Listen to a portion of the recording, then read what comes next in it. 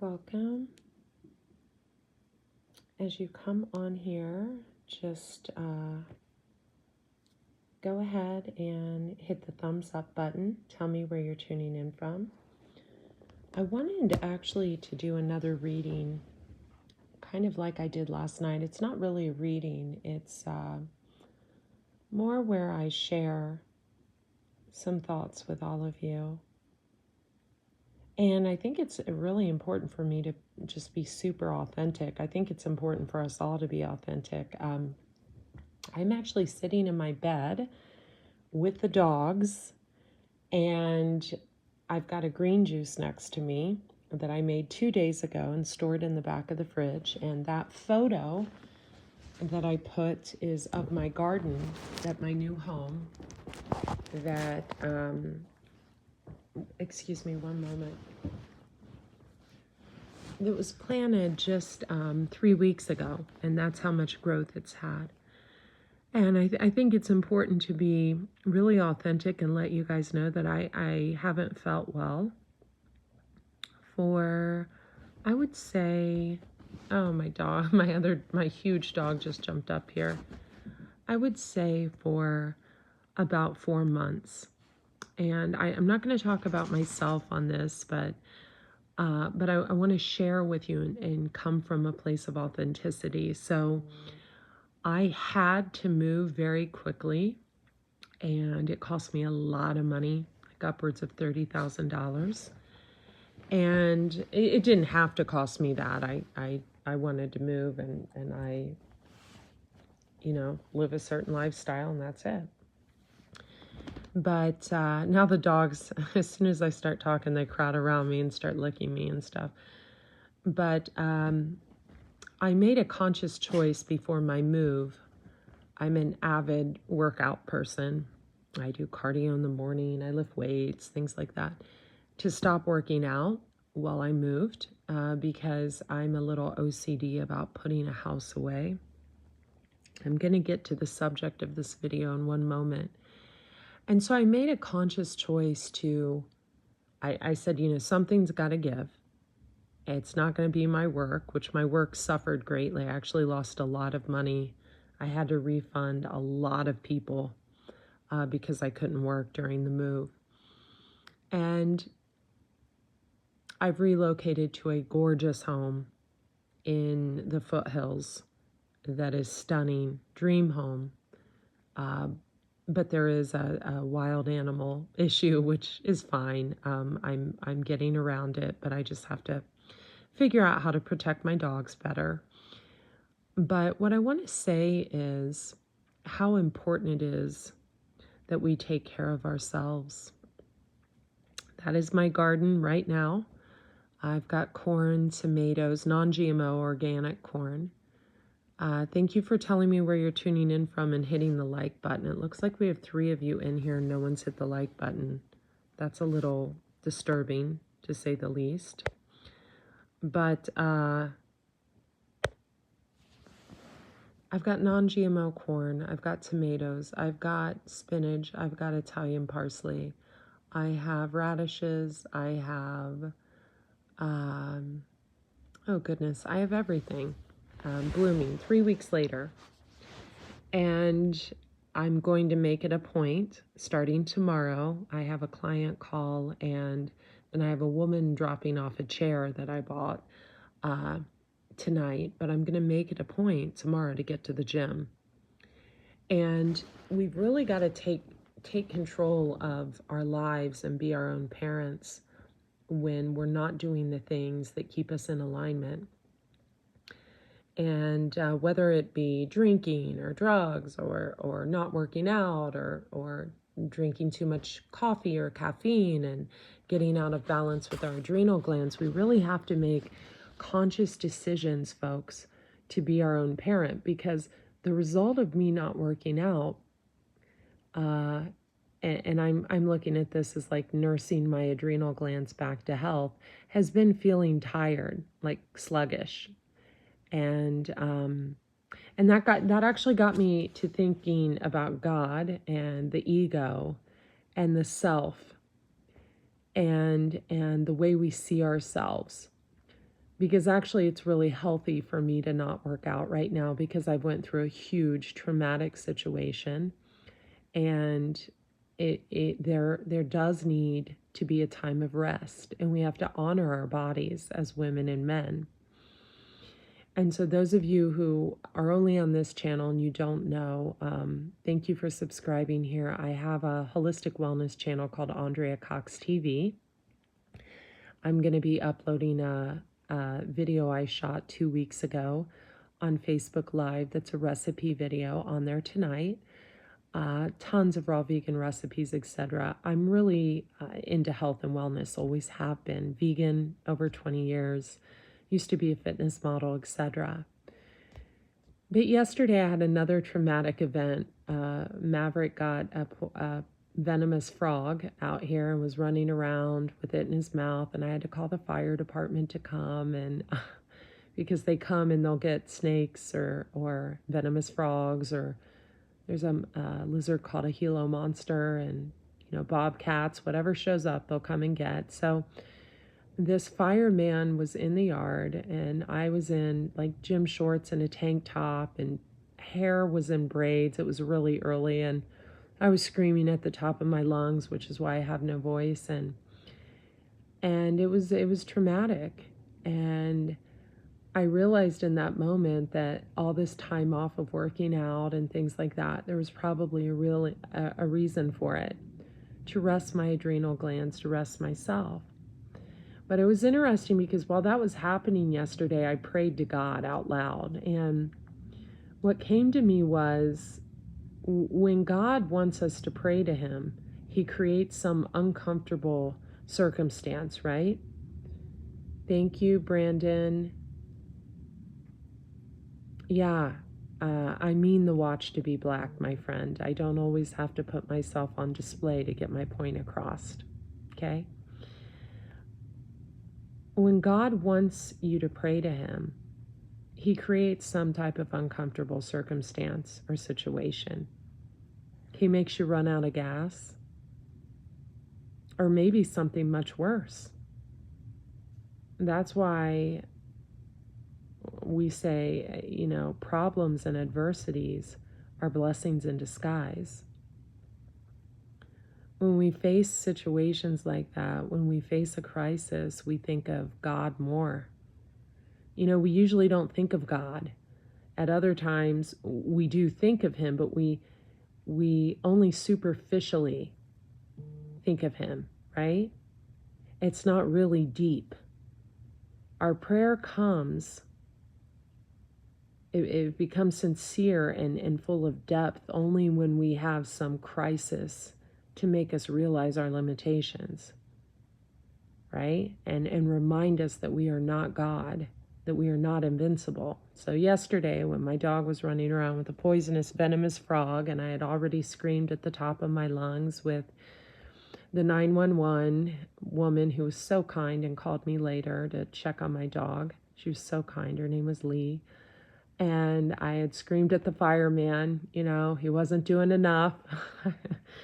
I was, trying to play God, and I couldn't get the frog out of my mouth, but the fact that the fireman couldn't get the frog out of Maverick's mouth, and Maverick was oblivious. He just was being funny and cute, and the fact that the fireman couldn't take control of the situation was causing me to scream even more. And I wasn't being mean. I was just like, oh my God, Maverick, drop it.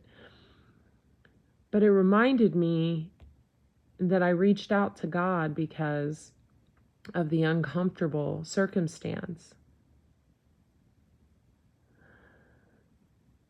So when we have no more we can do, we call on God. Now I leave it to you, God. I give it up to you, God. I put it in your hands, God. Please do something in a way that life itself cannot do, or that I can't figure out. I give it up to you, God, right? It's a pilgrimage in a way. When you walk with nothing in your hands, totally dependent upon God. It's a pilgrimage. It's a surrendering. So I want to move on to the physicality of the taking the break off of working out. And there's a reason for it. It's less stress on the adrenal glands. Everything stresses the adrenal glands. Stress itself, money stress, moving is one of the stressful things we can go through. And working out actually does tax the adrenal glands. So deciding to take, I hope you enjoyed that little piece on God. I think it's important. So go back and listen to this from the beginning if you're just tuning in. And thank you for liking this video and commenting, telling me where you're tuning in from. So I deliberately gave myself, it's been 2 months off of the gym. I've went, I think, twice in 2 months. And the ego has been creeping in lately, because although I haven't gained any weight, I've actually lost weight, because you lose muscle. Muscle weighs more than fat, etc. Yada yada. And I still appear to look beautiful to others. I don't appear to look beautiful to myself. It's a self-esteem thing. And oftentimes when we have self-esteem issues, our ego takes over. And when the ego takes over, it's not pretty to the outside world.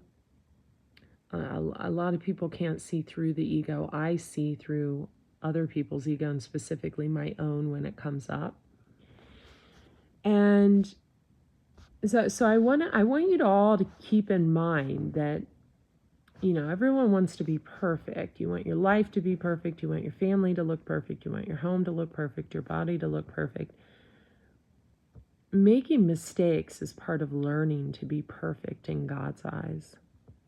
So when you make mistakes, don't get upset. Find out the cause for the mistake, why you made the mistake.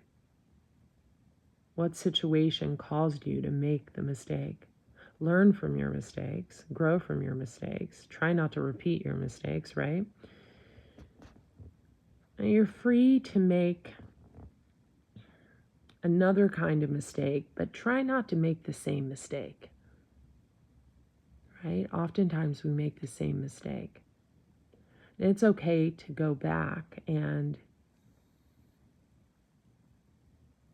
make sure that the mistake you made actually is a mistake, right? Every mistake, every failure is like a stepping stone for future success. Now, I don't want you to confuse mistakes, I don't want you to blame people as mistakes. People are not mistakes. We have karmic relationships, and then we have relationships that cause us to level up. And how do we know the difference? The relationships that cause us to level up are the ones that, and they can be difficult, but they cause us to go back to the drawing board and become better within ourselves. They cause us to level up. The karmic relationships keep us down, right? So try not to make those mistakes. The problem with so-called perfectionism and perfectionists is that they don't like to accept failure or flaws. You have a lot of looking in the mirror. You have a lot of holding yourself up to a certain standard. You have to fail. Look at Olympic athletes. A great cyclist, a great runner. Did they start running or cycling out of the womb? I don't think so, right? They were trained and conditioned. How long did it take for that future champion to be able to run the marathon and win? Get on the bike and win. You got to be able to stand to walk. You got to be able to walk to run. How many times do you fall down when you're little? I was clumsy as shit. I fell down all the time. I broke things all the time, knocked things over. I was so clumsy. Still am. I have really long limbs. Makes me clumsy. There's a process of learning. And that's, don't be afraid of failing or falling. Let every failure help you to learn a little better for your future success, right? You saw the guy on here that chimed in and said, the screen is black. And I chimed back and I said, well, I don't have to put myself on display every time I want to get my point across. That way of being quick-witted,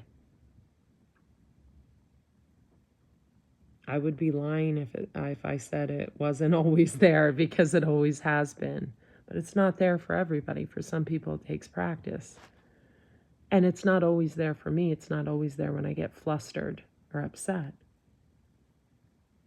And that's caused a lot of people to try to fluster and upset me, and I realize that now.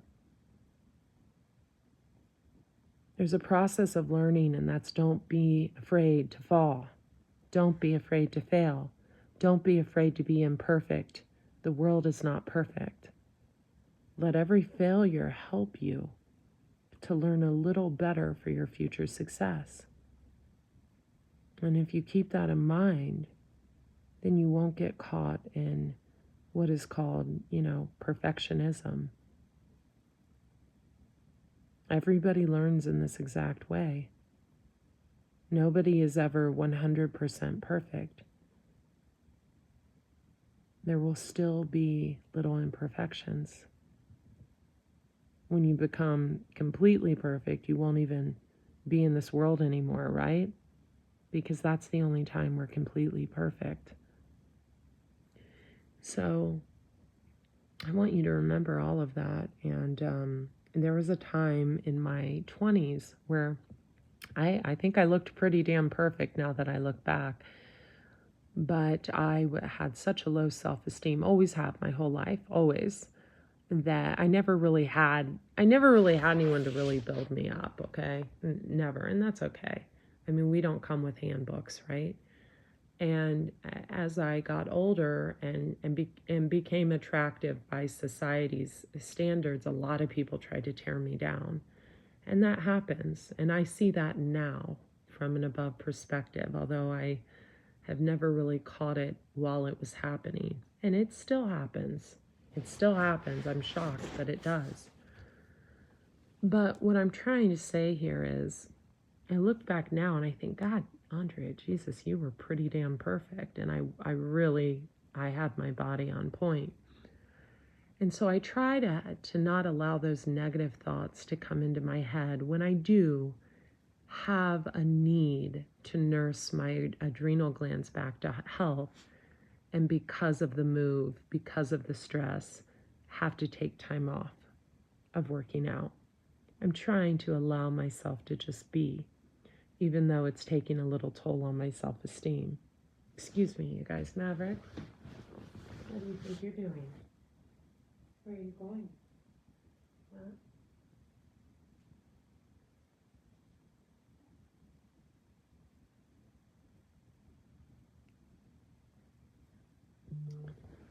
So those are actually my thoughts today, and that's what came to me. Like I said, I have to run to the bank and get money for a woman I'm buying a chair off of, and I have to have a client call. But perfection doesn't come overnight. It really doesn't come until we leave the earth. And remember the pilgrimage with God, how we only see him superficially until we need him, right? We always pray to God when something really bad is happening, but we don't really pray to him on a daily basis. So, we need to keep that in mind.